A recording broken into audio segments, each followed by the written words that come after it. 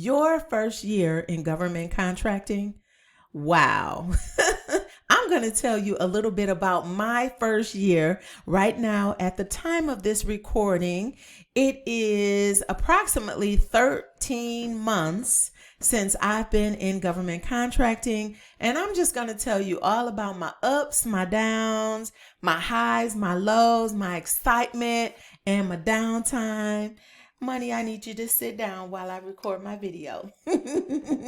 So give me a click, y'all. Give me a like, and let's get right on to it. And if it's your first time here, I am Katina Willis. I am a newer government contractor, but I've already secured over 4 million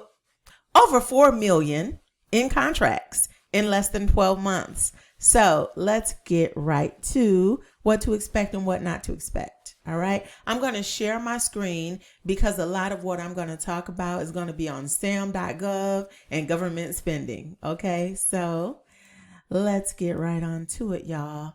So, I want to say this. The first thing to expect is to be overwhelmed.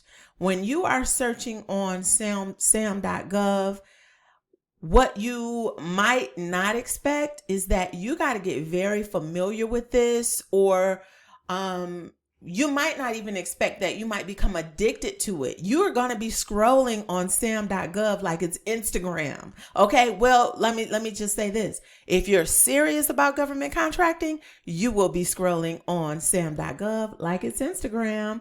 So let's go ahead and take a look at why. So this is where you find all of the contracts, all of the solicitations, right? So you want to get into the habit of learning this menu on the left side. Now, let's just go through one real quick, okay? So where it says select all domains, you want to click this plus sign. What you are looking for are the contract opportunities. Yes, that's what we want. This is how you find the solicitation so that you can bid. So we're going to say we're looking for contract opportunities. I would not recommend that you type any words in here until you know exactly what you're looking for. In the beginning, in your first year, you don't know yet what might be your niche or what you might be good at. And I'm going to tell you this too.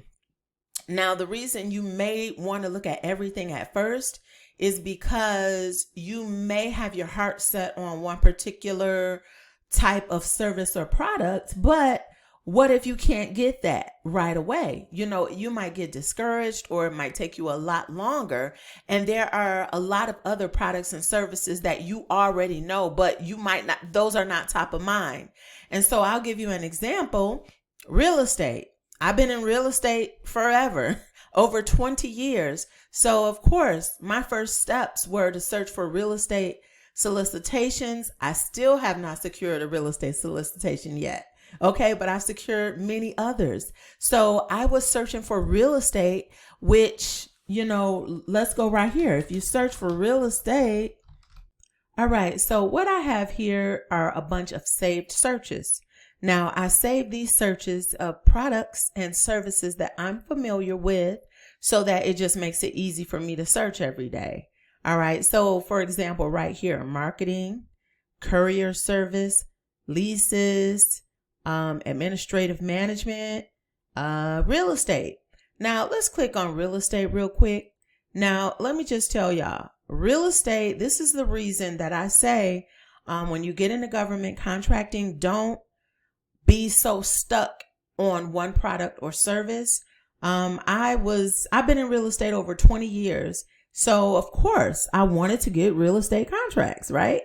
But once I got in there and I started searching and looking at the solicitations and not getting any calls back, I can't even tell you how many bids I've put in for appraisal services and for real estate leasing, and I have not landed any contracts like that yet.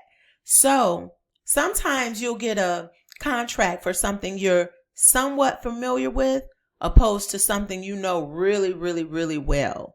So just kind of look at everything at first.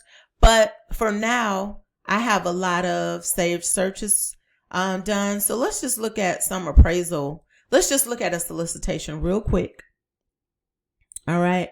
So now, one thing I want you to expect is to get overwhelmed when you see all of these attachments and documents.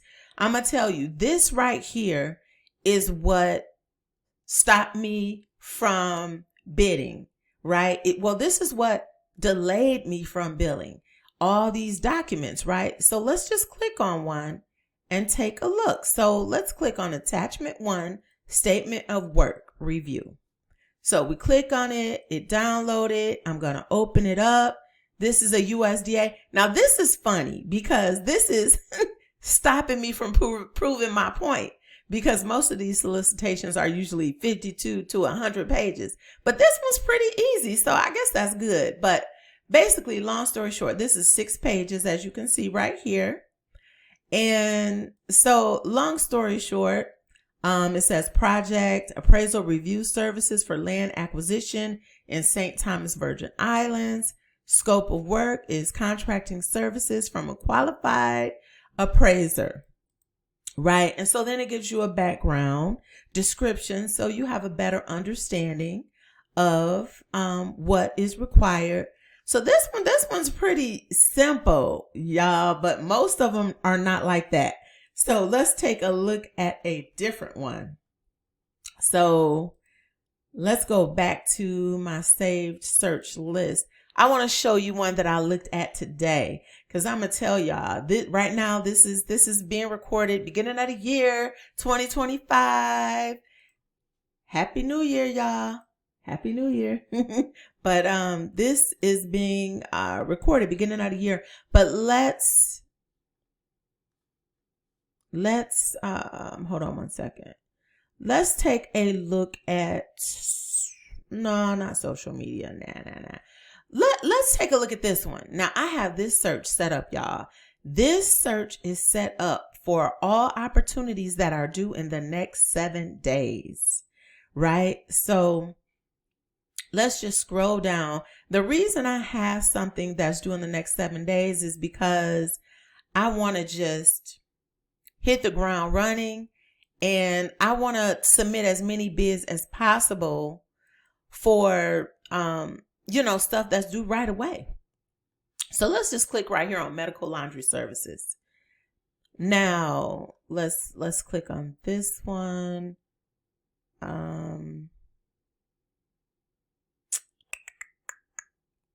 Let's take a look at this solicitation and see how many pages it is and see what it says. Okay, this one's 38 pages.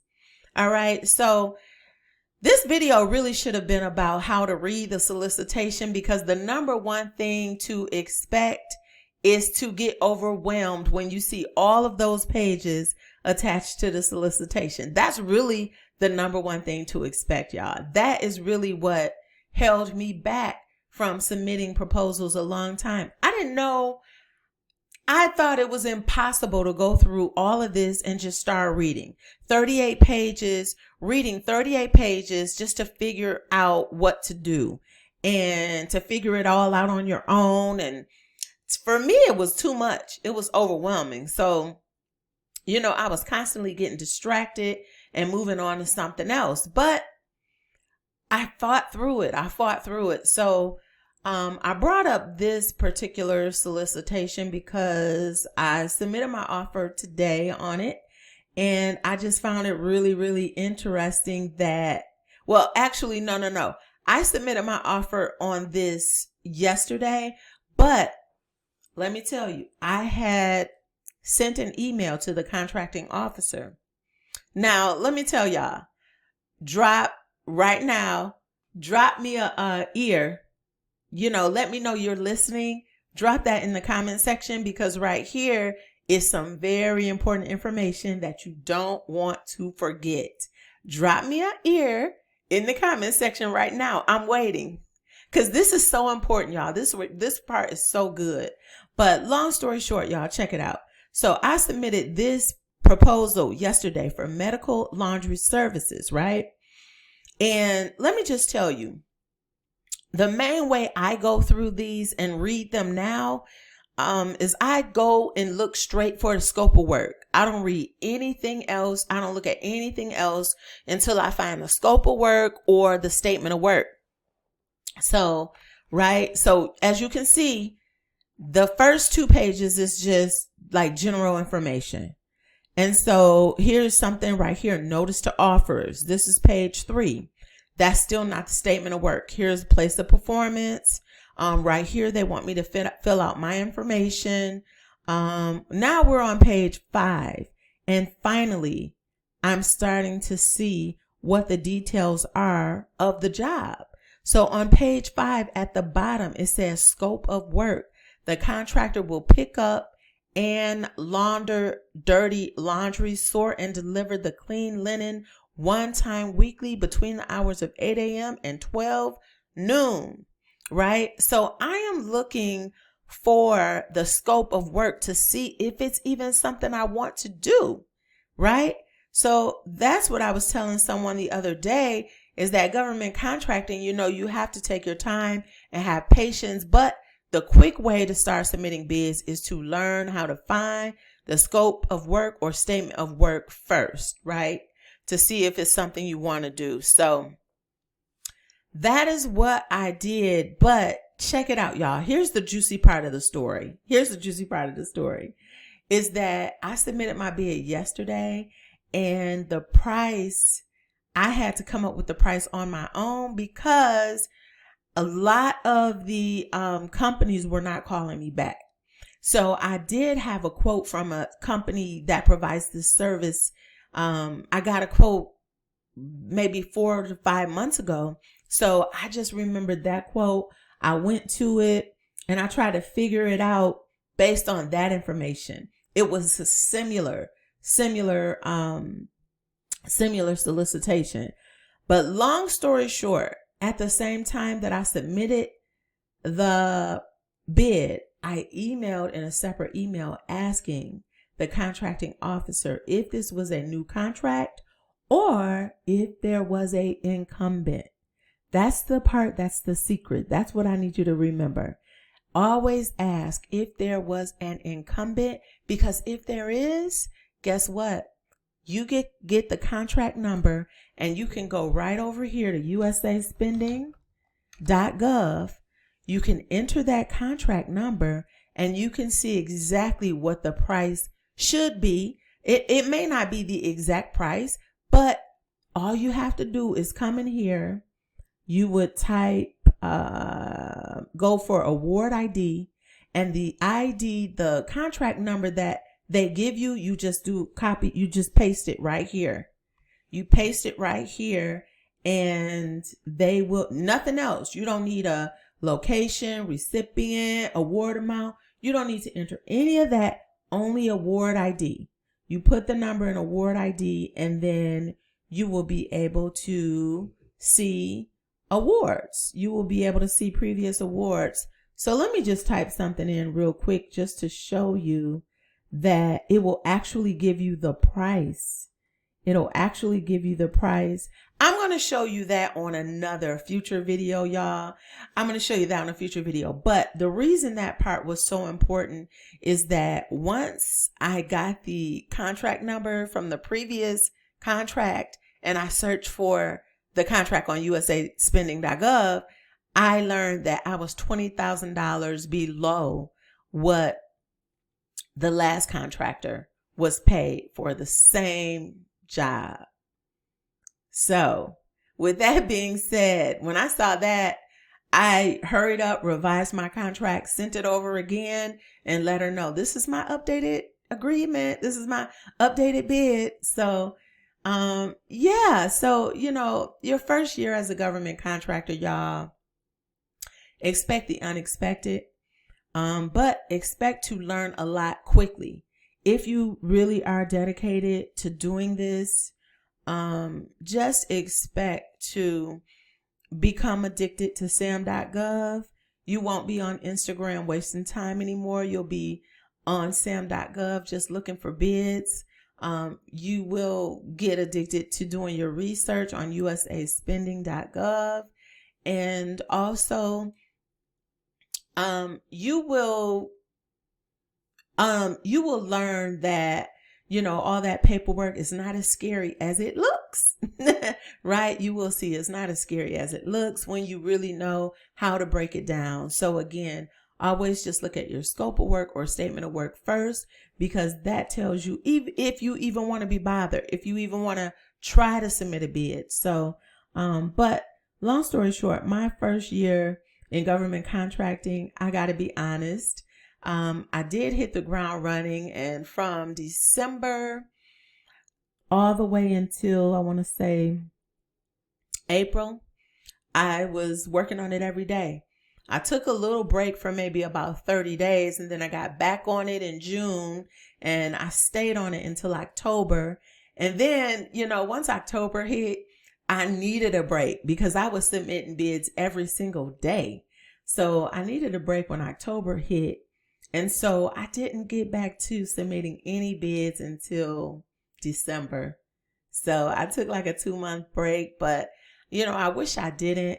But I'm going to tell you this. If it's your first time on this channel, be sure to subscribe. The contract I'm in the middle of right now, y'all, you won't believe the story that I got. You won't believe all the things that I had to go through with this contract. So just be sure to subscribe and hit that bell notification so that you will be notified. And that's all I got for you today. If you got any questions at all about, SAM.gov, USA spending.gov, be sure to post any questions in the comments. I answer each and every one, y'all. Every single question. So thanks for watching this video and putting up with me, y'all, because it's been a lot. I submitted 2 bids today. So, and right now I'm recording this at night. So it was kind of a long day, a lot of research, but hey, I'm trying to be really successful in government contracting in 2025. So thanks for watching the video, y'all. Post your questions and comments. I will see you on the next video. Take care.